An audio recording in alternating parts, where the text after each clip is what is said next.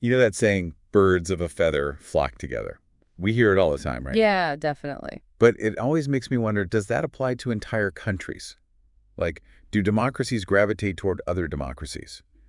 And authoritarian regimes, do they stick with their own kind? Ooh, that's a good question. Is a good one, right? Well, lucky for us, we've got some source material to help us figure it out today. We're diving into the alignment of nations, democracies versus authoritarian regimes. So, ready to get into it? Absolutely. Let's dive in. All right, so when we talk about democracies, is there actually something to this idea that they tend to team up? Or is it all just random chance and circumstance? Well, international relations, it's always complicated, but Okay. there's definitely a pattern there. And a lot of it comes down to shared values. Okay, so not just a coincidence. Tell me more about these shared values. What are we talking about here? So democracies, they usually put a lot of emphasis on things like human rights, individual freedoms, the rule of law, that sort of thing. Right, the classic democratic ideals. Exactly. And those values, they create a common ground for cooperation.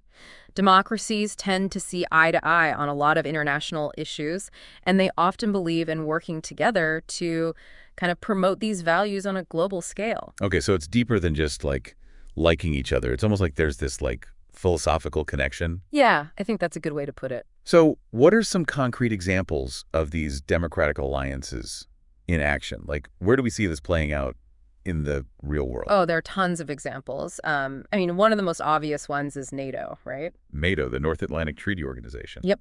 It's mostly made up of democratic nations, and they're all committed to collective security. So the idea is that an attack on one member is an attack on all of them. Right, that whole one for all and all for one thing. Exactly. And then, of course, you have the European Union. The EU.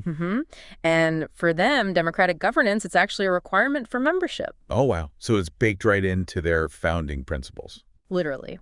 And then looking beyond Europe, you've got the Quad, which is a partnership between the US, India, Japan, and Australia. And they're all democracies. Yep, all democracies working together specifically in the Indo-Pacific region. Interesting. So that's pretty geographically diverse. This isn't just a like Western club kind of thing. Yeah, This idea of democracies aligning, it seems to be a global phenomenon. for sure. And, these alliances, they often go beyond just security, too. Well, how so? Well, they often lead to closer trade relationships, and democracies will support democratic movements in other parts of the world, and they even play a role in shaping these, like, global norms that we always hear about. Okay, hold on.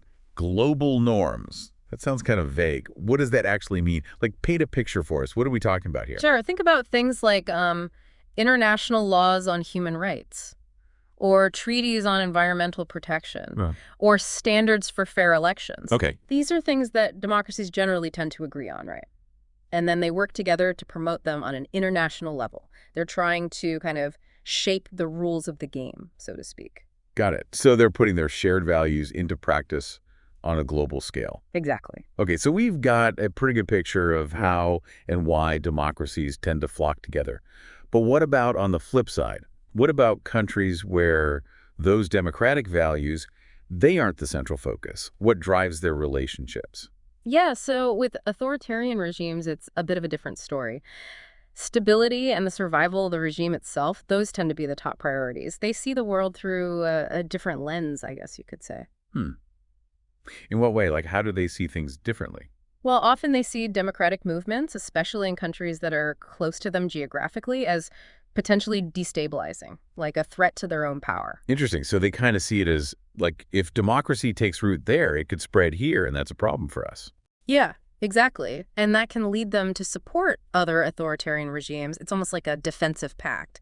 It's that sense of, we're in this together, we're facing common threats. So it's less about shared values, in Yeah. this case, and more about shared interests, maybe even a shared sense of vulnerability. Yeah, that's a good way to think about it.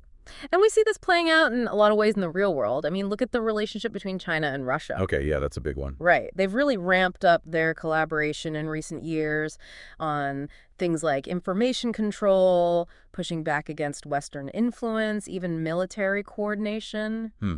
So they found common ground in their opposition to kind of the Western-led democratic world order. Yeah, you could say that. And then there's the Shanghai Cooperation Organization, or SKO for short.